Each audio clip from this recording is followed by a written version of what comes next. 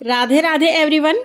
आज की वीडियो में मैं आपको मोहिनी एकादशी की व्रत कथा सुनाऊंगी। वैशाख मास के शुक्ल पक्ष में आने वाली एकादशी तिथि को मोहिनी एकादशी के रूप में मनाया जाता है। इस दिन भगवान विष्णु के मोहिनी स्वरूप का पूजन किया जाता है। मोहिनी एकादशी का व्रत करने से मनुष्य सभी प्रकार के मोह बंधनों से मुक्त होकर वैकुंठ धाम को प्राप्त करता है। तो चलिए मोहिनी एकादशी की व्रत कथा शुरू करते हैं। सरस्वती नदी के तट पर भद्रावती नाम की नगरी थी। उसमें धृतनाभ नाम का राजा राज करता था। उसके राज्य में एक धनवान वैश्य रहता था। वो बहुत ही धर्मात्मा तथा विष्णु भगवान का भगत था। उस वैश्य के 5 पुत्र थे। सबसे बड़ा पुत्र महापापी, जुआ खेलने वाला, मद्यपान करने वाला, परस्त्री गमन और वेश्याओं का संग रखने वाला था। उसके माता पिता उससे बहुत परेशान हो गए थे और अंत में बहुत सारा धन आभूषण देकर उसको घर से निकाल दिया। आभूषणों को बेचकर कुछ दिन तक उसने अपने जीवन यापन किया, लेकिन कुछ दिन के बाद जब धन खत्म हो गया तो धनहीन होकर वह चोरी करने लगा। पुलिस ने उसको पकड़ लिया और कारागार में बंद कर दिया। दंड की अवधि समाप्त होने के बाद उसको देश से निकाल दिया गया।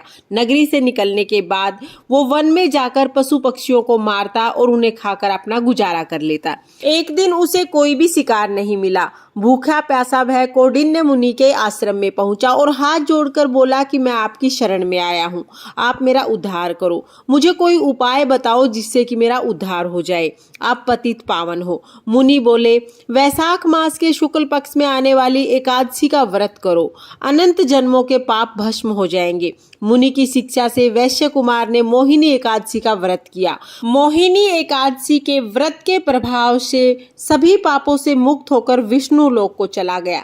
इसका महात्म्य सुनने से हजारों गोदानों के समान फल प्राप्त होता है। मोहिनी एकादशी का व्रत करने से मनुष्य सभी प्रकार के मोह बंधनों से तथा सभी प्रकार के पापों से मुक्त हो जाता है। ये थी मोहिनी एकादशी की व्रत कथा।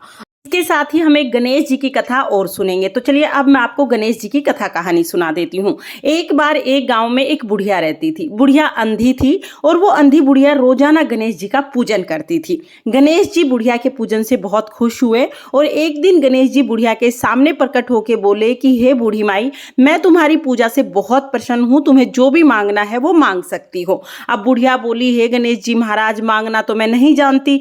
तब गणेश जी महाराज बोले, कोई बात नहीं, अगर तुम मांगना नहीं जानती तो अपने बेटे, बहू, आस पड़ोस, रिश्तेदारों से पूछ लेना, मैं कल फिर आऊंगा, तुम कल मांग लेना। ये कह के गणेश जी अंतर्ध्यान हो गए। बुढ़िया भागी भागी अपने बेटे के पास गई और जाके सारी बात बताई। फिर बोली, बता बेटा मैं क्या मांगू। उसका बेटा बोला, माँ बहुत सारा धन मांग ले, तेरी साथ तो पीढ़ी बैठी खाएंगी। बोली, बेटा बात तो तुम्हारी भी ठीक है। अब फिर वो अपनी बहू के पास गई, बहू को सारी बात बताई।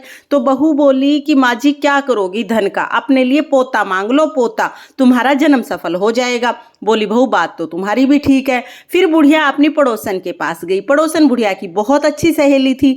पड़ोसन बोली, क्या करेगी धन का और क्या करेगी पोते का, आंखें मांग ले, तेरा जन्म सुधर जाएगा। बुढ़िया बोली, बात तो तुम्हारी भी ठीक है। अब सबकी बात सुन के बुढ़िया अपने बिस्तर पे लेट गई। रात हुई पर बुढ़िया को नींद नहीं आई। पूरी रात यही सोचने में चली गई कि क्या मांगू क्या मांगू। अगले दिन सुबह गणेश जी महाराज आए। गणेश जी महाराज ने कहा, हाँ बुढ़िया मांग, क्या मांगना है। तो बूढ़ी बोली कि गणेश जी महाराज मांगना तो मैं नहीं जानती, पर अगर आप खुश हैं तो बस इतना कर दीजिए, मैं अपने बड़े से महल में सोने के पालने में अपने पोते को झूलता हुआ देखना चाहती हूँ। बस आप इतना कर दीजिए कि मैं अपने महल में सोने के पालने में अपने पोते को झूलते हुए अपनी आंखों से देख लूं। अब गणेश जी महाराज तो ठाके मार मार के हंसने लगे। हे बूढ़ी माई, मैं तो तुझे बहुत भोली समझता था, तू तो बहुत चालाक निकली। तूने तो एक ही वरदान में आंखें, धन, पोता सब कुछ मांग लिया। गणेश जी महाराज ने बुढ़िया को सब दिया और अंतर्ध्यान हो गए। हे गणेश जी महाराज, जैसे आपने बुढ़िया की सब इच्छा पूरी की, जैसे बुढ़िया का कल्याण किया, वैसे ही सबकी सब इच्छाएं पूरी करना और सबके घर को अन्न धन से भर देना, सबका कल्याण करना। ये थी गणेश जी की कथा। इस तरह से हमारी मोहिनी एकादशी की व्रत कथा पूर्ण होती है। आपको ये एकादशी की व्रत कथा कैसी लगी कमेंट करके जरूर बताना और चैनल को सब्सक्राइब करके जाना। भगवान विष्णु की कृपा आप पर सर्वदा बनी रहे। इसी कामना के साथ फिर मिलेंगे किसी और वीडियो में। जय श्री कृष्ण।